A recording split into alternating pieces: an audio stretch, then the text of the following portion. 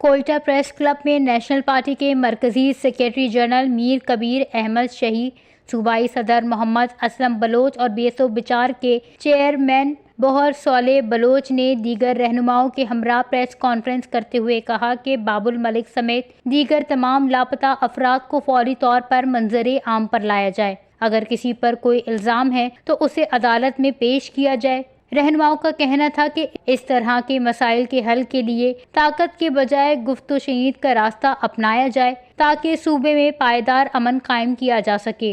उन्होंने कहा कि इस मामले को पार्लिमान, सेनेट और दीगर फोरम्स पर उठाया जाएगा। बीएसओ बिचार के चेयरमैन बहर सोले बलोच ने कहा कि अगर कोई गैर कानूनी सरगर्मियों में मुलव्विस है तो उसे कानून के मुताबिक सजा दी जाए, लेकिन बिला जवाब जबरी गुमशुदगियां नाकाबिले कबूल हैं।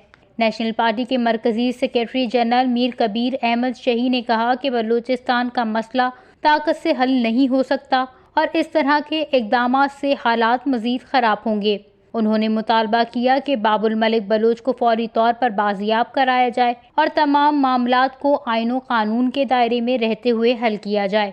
सूबाई सदर मोहम्मद असलम बलोच ने भी बाबुल मलिक के हुकूक के लिए खिदमात को सराहते हुए कहा कि माजी में भी ऐसे इकदाम किए गए जो सियासी तारीख पर मनफी असरात छोड़ गए, लिहाजा मौजूदा सूरत हाल में ऐसे इकदाम से गुरेज किया जाए और लापता अफराद को फौरी तौर पर मंजरे आम पर लाया जाए।